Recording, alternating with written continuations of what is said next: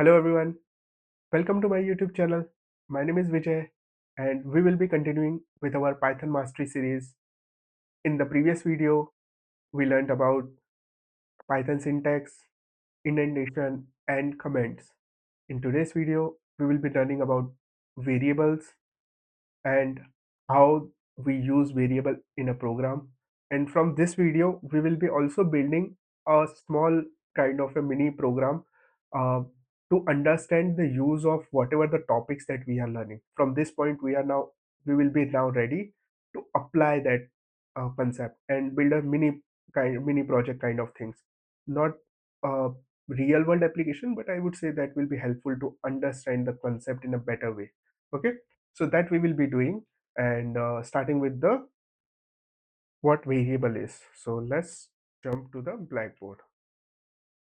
Okay, if I open that thing here, oh sorry, we need to jump to blackboard, not VS Code. What variable is? Variable is nothing but a container to store values. Okay,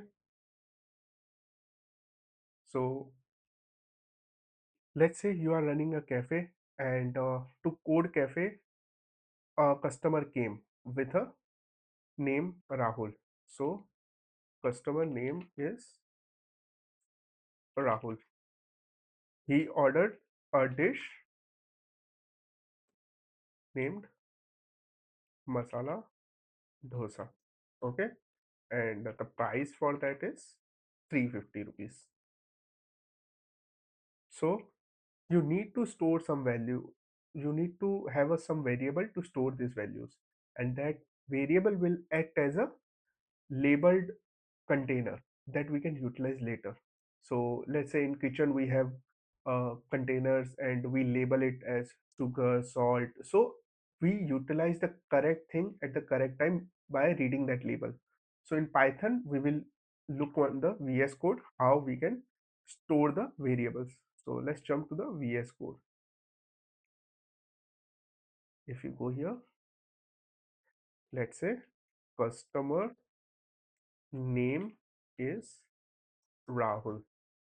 There are some rules that we need to follow in regards to the naming a variable.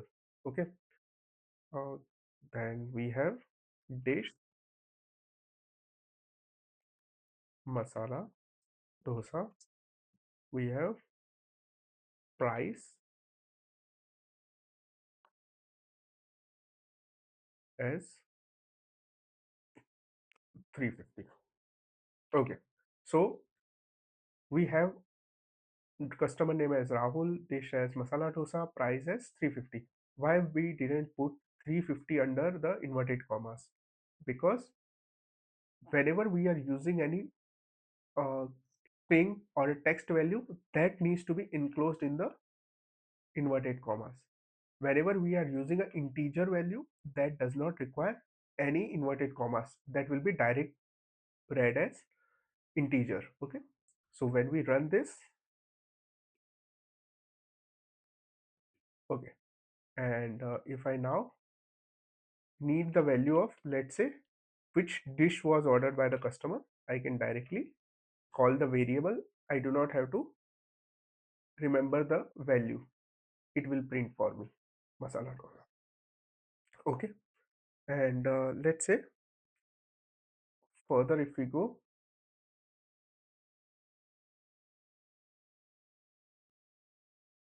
if cafe name is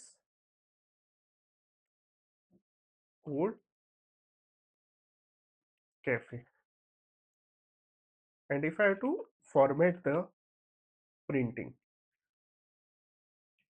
the cafe name is, and if I have to print, if I print like this code cafe, let's say, it will work fine. But let's say tomorrow this name has changed to the code cafe, so it won't take the changes automatically. I have to manually make the changes. Let's say on 100 lines I have written this kind of variable value, so on 100 line I have to make the change. but rather we can use a smart approach where Python allows us that we store the value, the code cafe, we will use the formatted string. To use the formatted string, use f at the starting and replace the actual value with the variable name under curly braces. So this statement I want to print as it is, but here the cafe name I want to be pulled from the variable. So if you see the code cafe, so let's say 100 times I have written this cafe name on throughout the program. I do not have to make changes on the 100 line.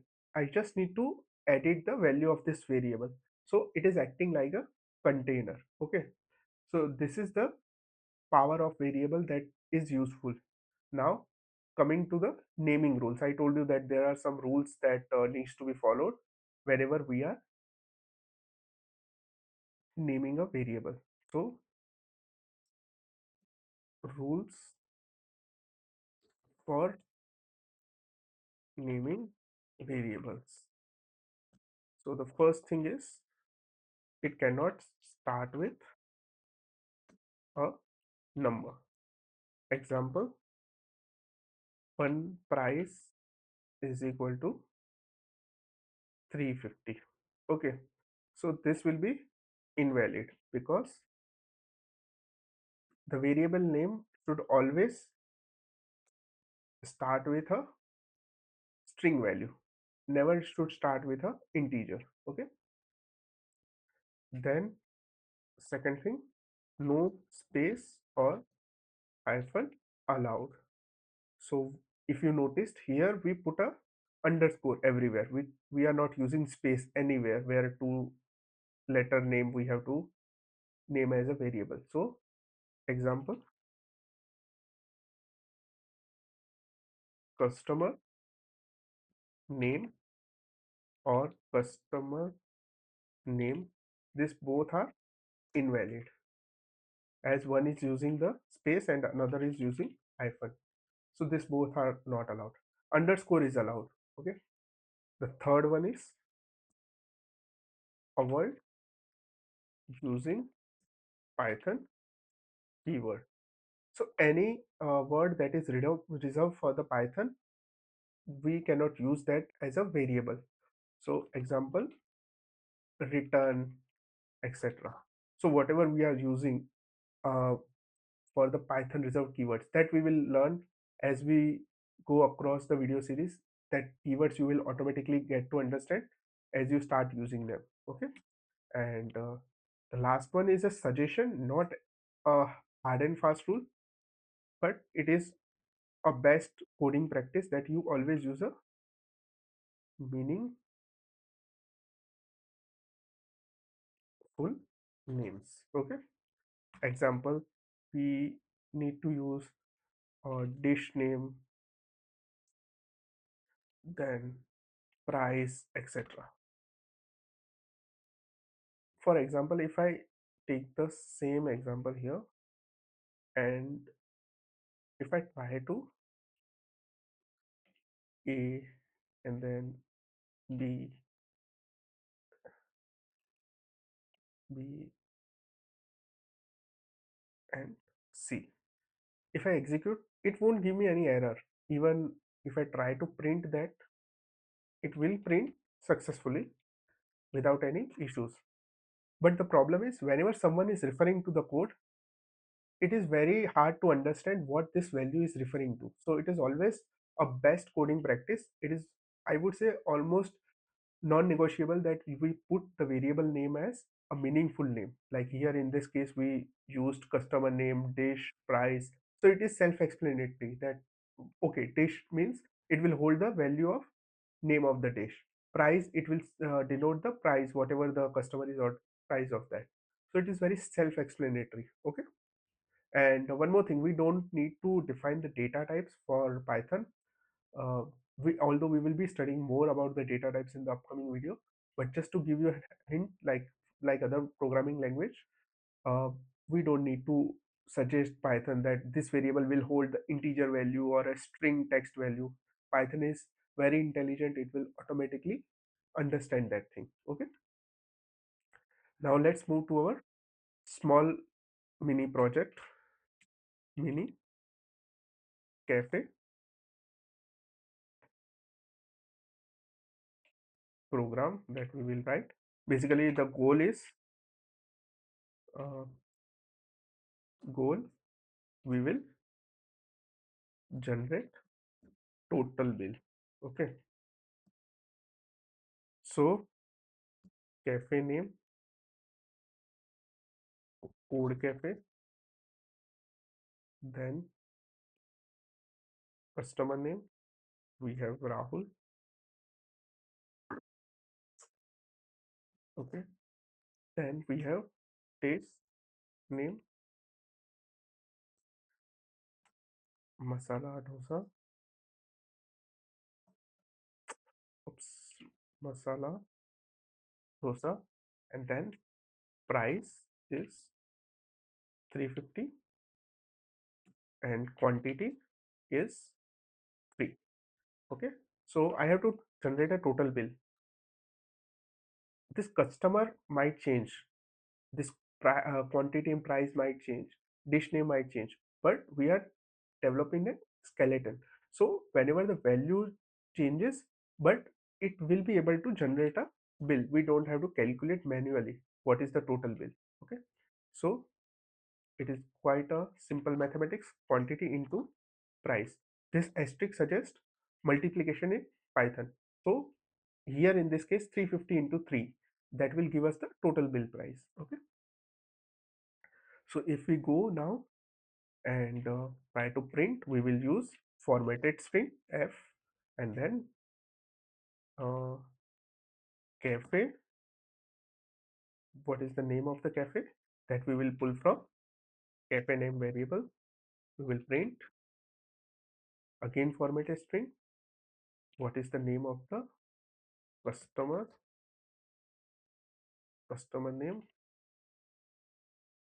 Okay, customer name, and we will write the value of customer name variable. Print formatted string. Then we will print the total bill, and we will have a dollar sign, so that will give us an total bill. Okay, so this is our mini program. We just made the use of variables. We stored every value whatever we have. Customer name, in future we will be learning how to request the user to enter the value, that we will be learning. And right now we are hard coding the value, and we will run the program. So you can see it prints the total bill amount. So this is kind of a mini program that we built using the concept that we learned throughout this video. Okay, so just to revise what we learned in this video, we learned about the variables. Okay, so we learned about the variables, we learned about the assignment operator, like equal to. By using the equal to, we can have the value assigned to the variable. We learned about the naming rules, how we can define a variable and what are the rules that will mark the variable as invalid, like we cannot have the numbers at the starting of the variable name. So that are the rules. Okay, then we understood how we can update the value in the variables. We also understood how we can use the variable for later on in the program if we want to call it. Okay, and the best practices, that like we should give a meaningful name and all of that in regards to the variables. Okay, so this is it for this video. In the upcoming video we will be learning about data types. Okay, so if you like this series, please subscribe and share, and thank you for watching the video. Happy coding.